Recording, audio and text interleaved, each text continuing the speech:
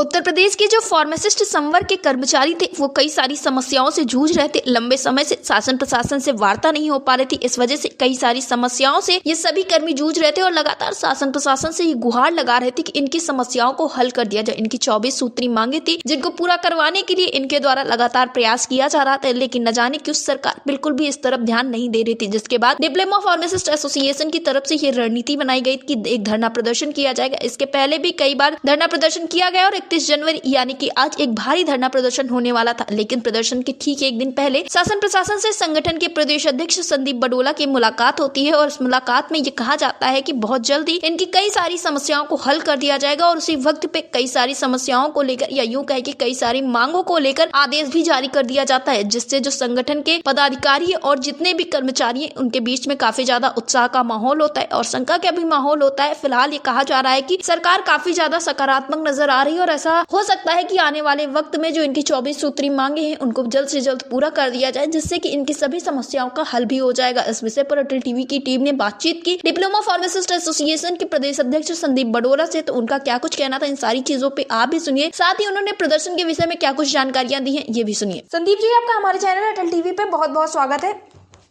जी धन्यवाद।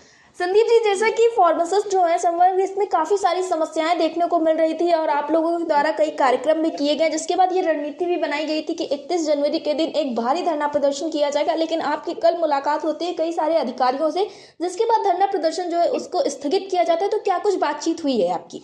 दरअसल ये हमारे 24 सूत्री मांग पत्र को लेकर पिछले 20 दिसंबर से पूरे प्रदेश के फार्मासिस्ट आंदोलनरत थे जी, और क्रमबद्ध तरीके से हम लोग ये आंदोलन कर रहे थे जी। पहले दौर की वार्ता हमारी महानिदेशक महोदय की अध्यक्षता में 5 दिन पहले हुई थी जी। फिर कल प्रातः से प्रथम चरण में महानिदेशक महोदय से पुनः वार्ता हुई जी, और द्वितीय चरण में हमारी शाम 5 बजे शासन में अधिकारियों से वार्ता हुई जी। लेकिन प्रमुख सचिव महोदय को अचानक ही प्रयागराज जाना पड़ा, तो वहाँ जो सचिव इनकी जुएल चिकित्सा स्वास्थ्य की सचिव हैं उनकी अध्यक्षता में बैठक हुई। शासन के अधिकारी, महानिदेशालय के अधिकारी उपस्थित रहे जी। और एक लंबे समय बाद जी, जो वार्ता नहीं हो पा रही थी, एक अच्छी वार्ता वहां संपन्न हुई और 24 सूत्री मांगों पर सुखद ये रहा कि 24 की 24 सूत्री मांगों पर विस्तार से जी शासन के अधिकारियों ने उस पर चर्चा की। जी। जो गतिरोध था वो गतिरोध समाप्त हुआ और हमारा बेसिकली आंदोलन पे जाने के लिए हम इसलिए मजबूर हुए थे कि पिछले लंबे समय से शासन और महानिदेशालय के अधिकारी वार्ता नहीं कर रहे थे जी। इसके कारण छोटी छोटी वित्तीय और गैर वित्तीय समस्याएं का अंबार लग रहा था जी। कल सकारात्मक वार्ता हुई, अनेकों बिंदुओं पर सहमति बनी, शासन का रुख स्पष्ट हुआ कि वो हमारी मांगों के प्रति संवेदनशील है जी।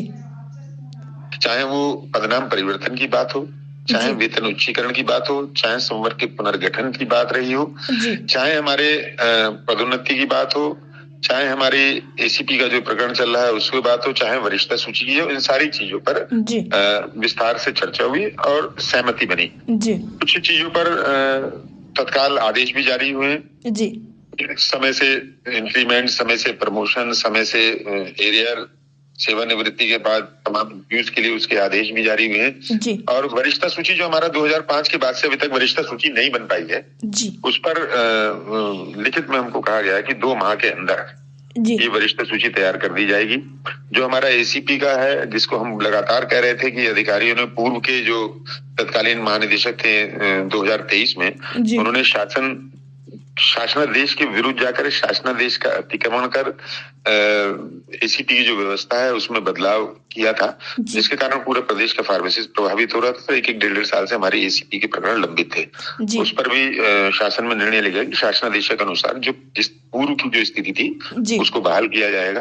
तो लगभग समस्त बातों पर एक विस्तार से चर्चा हुई, एक अच्छे माहौल में चर्चा हुई जी। और ये लगा कि शासन अब गंभीर है, चाहे वो हमारे आंदोलन का दबाव हो या शासन की मंशा हो कि हमारी मांगों को पूरा किया जाएगा। तो निश्चित रूप से कल की वार्ता सुखद रही और मैं मीडिया का भी धन्यवाद दूंगा कि मीडिया ने और आपके अटल टीवी के चैनल ने हमारी मांगों को प्रमुखता से उठाया, समय समय पर शासन के सामने, क्योंकि मीडिया का बहुत बड़ा योगदान रहा है, इसके लिए मैं आपको भी धन्यवाद दूंगा। संदीप जी, जो अगला समय आप लोगों को दिया गया है वो लगभग कब तक का दिया गया है, या फिर अगली आपकी कोई क्या मुलाकात प्रस्तावित है शासन प्रशासन के अधिकारी से? देखिए, सरकार शासन ने हमें आश्वासन दिया है, ऐसा नहीं कि हमें आश्वासन इससे पूर्व मिले जी, लेकिन कल की जो वार्ता है उसमें ये महसूस हुआ है कि शासन इस बार करना चाहता है, और ये निश्चित है कि अगर इस पर जो है, चूंकि मैंने अपना आंदोलन स्थगित किया है, मैंने अपना आंदोलन समाप्त नहीं किया है, अगर हमको लगता है कि शासन या महानिदेशालय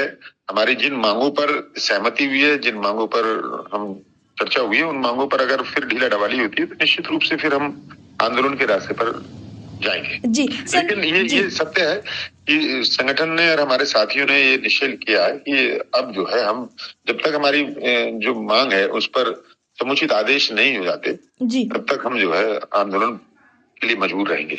जी संदीप जी, जैसा कि आपने बताया कि शासन काफी ज्यादा सकारात्मक रहा है, कई चीजों पे आदेश भी जारी हुए, तो इससे जो फार्मासिस्ट वर्ग के सभी कर्मचारी उनके बीच में कैसा माहौल है? फार्मासिस्ट उत्साहित है जी, फार्मासिस्ट उत्साहित है। कुछ शंका भी है कि अभी जिस पर शासन ने आश्वासन दिया है वो पूरा होगा नहीं होगा जी, तो शायद भी है, शंकित भी है, और दृढ़ निश्चित है साथियों का कि अगर नहीं होता है तो फिर हम जो है, जो कि आंदोलन के रास्ते पर जाएंगे। जी संदीप जी, अटल टीवी से जुड़ने के लिए धन्यवाद।